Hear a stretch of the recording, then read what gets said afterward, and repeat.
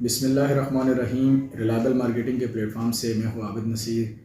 अल्लाह पाक के फजल, शुक्र और करम के साथ आज की वीडियो का आगाज़ करेंगे। सबसे पहले तो तमाम अहले इस्लाम को, उम्मत मुसलमान को माह रमज़ान मुबारक हो। आज अल्हम्दुलिल्लाह तीसरा रोज़ा है और मैं दुआगो हूँ कि अल्लाह पाक हमें इस माह मुक़द्दस की रहमतें और बरकतें समेटने की तौफ़ीक दे, हमें गुनाहों से बचने और अच्छे अमाल करने की तौफ़ीक दे। आमीन या रब्बुल आलमीन। आज की वीडियो का जो हमारा टॉपिक है वो फ़र्द और इंतकालात से मुतल्लिक़ है। जैसे कि आप जानते हैं, हमने पहले भी जो वीडियोस बनाई, हमारा मकसद यही होता है कि हमारी वीडियोस इंफॉर्मेटिव हो और आप लोगों को कुछ ना कुछ ज़मीन, जायदाद, प्रॉपर्टी, जो भी इससे रिलेटेड मामलात होते हैं, आपको कुछ ना कुछ सीखने को मिले, जो है ना। ठीक है, तो हम कोशिश करते रहते हैं कि ऐसी वीडियोज़ बनाएँ जो आपके लिए जो है वो कुछ ना कुछ सीखने का बायस बने। तो सबसे पहले मेरी उन लोगों से रिक्वेस्ट है जो हमारे चैनल पर नए आए हैं, हमारे चैनल को सब्सक्राइब करें, लाइक करें, शेयर करें और बेल आइकन का बटन दबाना ना भूलें ताकि हमारी आने वाली हर वीडियो का नोटिफिकेशन आपको मिल सके।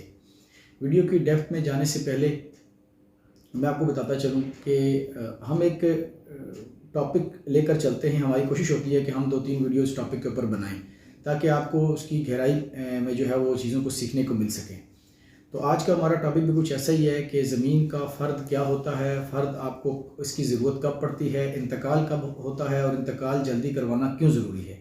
इसके ऊपर हम डिटेल से आज डिस्कस करेंगे कि ज़मीन का फ़र्द क्या है और फ़र्द की कितनी इक़साम होती हैं, इंतकाल क्या है, इंतकाल की कोई किस्म होती है, कब इसको अंदराज करवाया जाता है।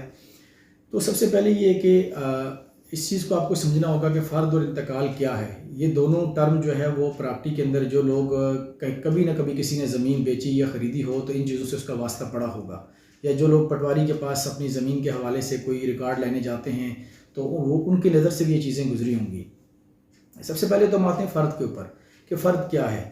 जब भी कोई शख्स अपनी प्रॉपर्टी बेचता है, अपनी प्रॉपर्टी से रिलेटेड जो है वो रिकॉर्ड निकलवाता है, या अपनी ज़मीन से रिलेटेड कोई कर्ज़ा लेना चाहता है, कोई तबादला करना चाहता है, किसी को अपनी ज़मीन गिफ्ट करना चाहता है, तो वो सबसे पहले मुतलका जो मौज़े का पटवारी है उसके पास जाता है। अगर वो अराज़ी सेंटर कंप्यूटराइज है तो आपको मुतलका अराज़ी सेंटर में जाना पड़ेगा। हर तहसील और हर ज़िले के अंदर जो है वो अराज़ी रिकॉर्ड सेंटर मौजूद हैं। जो मौज़े कंप्यूटराइज हो चुके हैं उनके जो फ़र्द और इंतकालात हैं वो अराज़ी रिकॉर्ड सेंटर से जारी होते हैं, जबकि जो मैनुअल मौज़े हैं वो अभी तक उस मौज़े के जो मुतलका पटवारी है उसके पास आपको जाना पड़ता है अपनी ज़मीन का रिकॉर्ड लेने के लिए। तो फ़र्द की कई इक़साम हैं, उसमें फ़र्द बै भी है, फ़र्द हिब्बा भी है, फ़र्द तबादला है, फ़र्द रिकॉर्ड है, फ़र्द हसूल कर्ज़ा है। ठीक है, तो हम चंद जो बुनियादी निकात हैं फ़र्द के वो डिस्कस करेंगे आपके साथ। ठीक है, तो सबसे पहले आप पटवारी के पास जाते हैं। अगर तो बिलफ़र्ज़ आपने अपनी ज़मीन बेचनी है तो उसके लिए आप पटवारी से डिमांड करते हैं कि वो आपकी ज़मीन का आपको फ़र्द बै जारी करे, जिसको आसान अल्फाज में अगर आप कहें तो उसको फ़रोख्त का फ़र्द कहते हैं। कि जब आप ज़मीन बेचने के लिए पटवारी के पास जाते हैं तो वो आपको फ़र्द बै जारी करता है। ठीक है, जिसकी बुनियाद पर आप किसी को भी अपनी ज़मीन बेचते हैं, उसको अपना जो बै का फ़र्द होता है वो उसको देते हैं, तो वो आगे रजिस्ट्री तहरीर करवाता है, तो इस प्रोसेस से गुजर कर आगे उसकी ज़मीन उसके नाम मुंतकिल हो जाती है। अगर फ़र्द आपको चाहिए रिकॉर्ड के लिए तो आप पटवारी के पास जाते हैं कि मुझे अपने रिकॉर्ड के लिए फ़र्द रिकॉर्ड चाहिए। फ़र्द रिकॉर्ड इसलिए चाहिए होता है कि बाज़ औक़ात सिस्टम अपडेट्स होते हैं या जमाबंदी तब्दील होती है या कुछ इस तरह की चेंजिंग रेवेन्यू डिपार्टमेंट में आती हैं, तो उसको देखने के लिए कि आपके रिकॉर्ड में कोई तब्दीली तो नहीं हुई। जैसा कि एक मौज़ा मैनुअल था तो वो कंप्यूटराइज हुआ, तो उस दौरान अक्सर गलतियाँ हो जाती हैं पटवारियों से भी। तो वो रिकॉर्ड निकलवाने का मकसद ये होता है कि अपना रिकॉर्ड आप चेक करते हैं कि इसमें कोई रद्द-बदल तो नहीं हुई, तो वो आपको फ़र्द रिकॉर्ड जारी करता है आपके रिकॉर्ड के लिए। इस फ़र्द को सिर्फ आप रिकॉर्ड के तौर पर रख सकते हैं अपने पास, इसके अलावा इसका कोई मकसद नहीं होगा। फ़र्द तबादला है, तबादला का मतलब यही होता है कि आप अपनी ज़मीन के बदले किसी से ज़मीन ले रहे हैं, अपनी ज़मीन के बदले किसी से कोई और चीज़ ले रहे हैं, तो वो आप फ़र्द तबादला जारी करवाते हैं। इसी तरह जो है ना आगे फ़र्द हिब्बा है। हिब्बा में जब आप किसी को ज़मीन गिफ्ट करते हैं तो वो फ़र्द हिब्बा के नाम से फ़र्द जारी होता है। ठीक है, जब अपने बेटे, बेटी या किसी को भी आप ज़मीन गिफ्ट कर रहे हैं तो वो आपको फ़र्द हिब्बा जारी करेगा। ठीक है, फ़र्द हसूल कर्ज़ा, अगर आपने कर्ज़ा लेना है किसी बैंक से, किसी जगह से भी कर्ज़ा किसी मुतल्लिक़ा अदारे से लेना है तो आप हसूल कर्ज़ा का फ़र्द जारी करवाएंगे। ठीक है, और हसूल कर्ज़ा का फ़र्द जारी करवाने के बाद आप वो फ़र्द जो अपनी रजिस्ट्री है उसको जो है ना मुतल्लिक़ा जो बैंक है या मुतल्लिक़ा जो इदारा है उसमें सबमिट करवाएंगे, तो उसकी बुनियाद पर आपको कर्ज़ा जारी किया जाता है। अब हम आते हैं इंतकाल की तरफ। इंतकाल क्या होता है, इंतकाल कब करवाना चाहिए, इंतकाल क्यों करवाना ज़रूरी है, इस चीज़ को हमेशा ज़हन में रखें कि बहुत से लोग ये मिस्टेक करते हैं। इसी वजह से लोगों के साथ ये फ़्रॉड और धोखे भी होते हैं और इसी वजह से वो लोग प्रॉपर्टी के हवाले से मसाइल का शिकार भी होते हैं कि लोग ज़मीन परचेज़ कर लेते हैं। फॉर एग्ज़ाम्पल आपने जो है वो किसी से ज़मीन परचेज़ की और ज़मीन परचेज़ करने के बाद आपने उससे फ़र्द बै लेकर जो है वो अपनी रजिस्ट्री तहरीर करवाई। आपको जब रजिस्ट्री तहरीर होने के बाद उस मुतल्लिका शख्स ने जो ज़मीन का मालिक था उसने आपके हक़ में बयान दिया, ज़मीन आपके नाम ट्रांसफ़र हो गई। लेकिन क्या हुआ कि आपने रजिस्ट्री मिलने के बाद आपने रजिस्ट्री बस वो घर में जाके रख दी और दोबारा उसका इंतकाल ही अंदर। ये बहुत बड़ी मिस्टेक है, जो बहुत ज़्यादा लोग ये मिस्टेक करते हैं। और होता क्या है कि जब आप अपनी ज़मीन का इंतकाल यानी रजिस्ट्री होने के बाद, ये प्रोसीजर ये होता है कि सबसे पहले स्टेप में ज़मीन का, प्लाट का, दुकान का, मकान का मालिक जो होता है वो आपको फ़र्द जारी करता है, जो बेच रहा होता है। फ़र्द बे पटवारी से लेकर वो आपके हवाले करते हैं। तो फ़र्द बै की बुनियाद पर आप जो है वो मुतल्लिका तहसील में जाकर या जो भी मुतल्लिका एरिया है, डिपार्टमेंट है, उसमें जाकर आप रजिस्ट्री तहरीर करवाते हैं किसी भी ज़किया नवीस से, किसी स्टाम्प फरोश से। तो रजिस्ट्री मुकम्मल होने के बाद, बयान होने के बाद, जब रजिस्ट्री कंप्लीट होने के बाद आपको मिलती है दोबारा, तो फिर फौर आपने ये काम करना है कि रजिस्ट्री की एक कापी करवा के आपने मुतल्लिका जो है वो पटवारी के पास या राड़ी रिकॉर्ड सेंटर में जाना है और अपने उस रजिस्ट्री की बुनियाद पे अपने प्लाट, मकान या दुकान का इंतकाल फौरी तौर पे अंदराज करवाना है। अगर आपने ये फौरी तौर पे अंदराज नहीं करवाया, रजिस्ट्री मिलने के बाद आपने रजिस्ट्री ला के घर में रख दी, और होगा क्या, अगर तो किसी नौसरबाज से आपका वास्ता पड़ा, कोई ऐसा शख्स हुआ जो फराडिया हुआ, तो उसको पता चला, वो पटवारी के पास गया, उसको पता चला कि ये तो अभी तक ज़मीन मेरे रिकॉर्ड में शो हो रही है, वो पटवारी से मिली भगत करके वो उससे नया फ़र्ज जारी करवाएगा, ज़मीन आगे किसी और को बेच देगा। ठीक है, तो उससे होगा क्या, मालिक तो होता कानूनन तो यही है कि जिस शख्स की रजिस्ट्री पहले होती है मालिक वही रहता है, लेकिन उसके लिए फिर आपको अदालतों के, कचहरियों के चक्कर काटना पड़ते हैं, फिर आपको प्रूव करना पड़ता है कि आपकी रजिस्ट्री जो है ना वो पहले मैंने करवाई थी।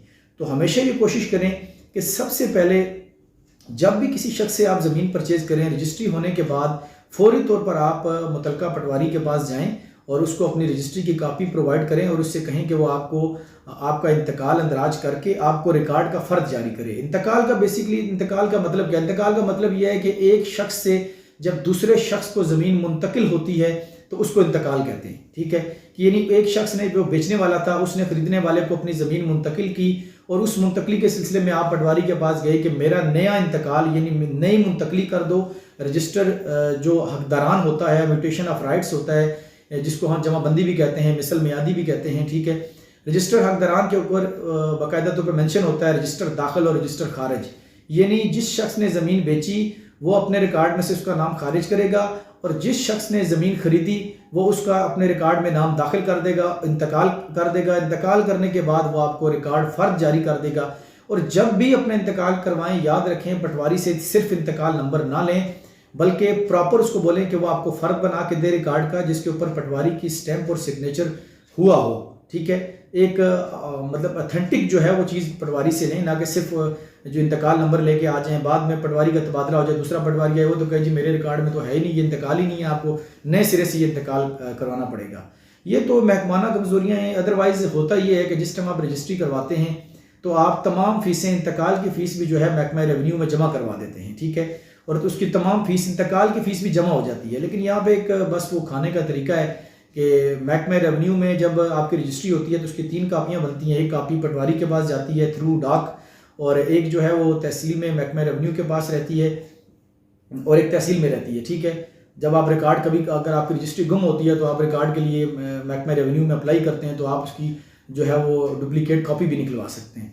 तो हमेशा याद रखें इंतकाल बहुत ज़रूरी है, इसको बिल्कुल आसान ना लें। जब भी ज़मीन परचेज़ करें तो इंतकाल उसका मस्ट करवाएं, फ़ौरन पटवारी के पास जाएं। रजिस्ट्री, बहुत से लोगों के साथ ये मसला हुआ कि उन्होंने 2-2, 4-4, 5-5 साल, 10-10 साल इंतकाल नहीं चढ़वाया, और अगर बिलफर्ज किसी मालिक के ऊपर जिसने आपको ज़मीन बेची थी कोई नैब का केस या कोई केस लग गया, उसकी ज़मीन मॉर्टगेज हो गई या उसकी ज़मीन सील हो गई, तो क्या होगा कि वो आपका इंतकाल भी नहीं चढ़ेगा उस सूरत में, क्योंकि ज़मीन तो पटवारी के रिकॉर्ड में पुराने मालिक के नाम पे शो हो रही थी। ठीक है, तो इन बातों को आप ईजी ना लें कभी भी। ज़मीन के हवाले से बहुत मसाइल होते हैं, जब ये केस अदालतों या कचहरियों में चले जाते हैं तो फिर सालों ये दीवानी केस ख़त्म नहीं होते। तो लिहाजा जब भी किसी से ज़मीन परचेज़ करें, रजिस्ट्री मिलने के बाद फ़ौरन अपना इंतकाल अंदराज करवाएं और इंतकाल की कापी लेके जो स्टैंप और सिग्नेचर शुदा कापी हो पटवारी की वो अपने पास रखें। अगर प्रॉपर्टी के हवाले से आपका किसी किस्म का भी कोई सवाल होता है, वीडियो के हवाले से आपका कोई क्वेश्चन होता है, तो आप यूट्यूब के कमेंट सेक्शन में हमसे सवाल पूछ सकते हैं। हमारा व्हाट्सअप नंबर लिंक में दिया गया है, वहाँ से आप हमसे रब्ता कर सकते हैं। इंशाअल्लाह ताला हमारा मकसद इस चैनल का लोगों को अवेयरनेस देना है, लोगों को एजुकेट करना है। तो जो भी हमारे पास कोई इससे रिलेटेड मालूमात होती है हम आपके साथ शेयर करते हैं। तो ये है कि आप जो भी सवाल पूछना चाहें इंशाअल्लाह ताला आपको उसका रिप्लाई दिया जाएगा। एक नई वीडियो और नए टॉपिक के साथ आपकी खिदमत में फिर हाज़िर होंगे। Thank you so much. अल्लाह हाफिज़।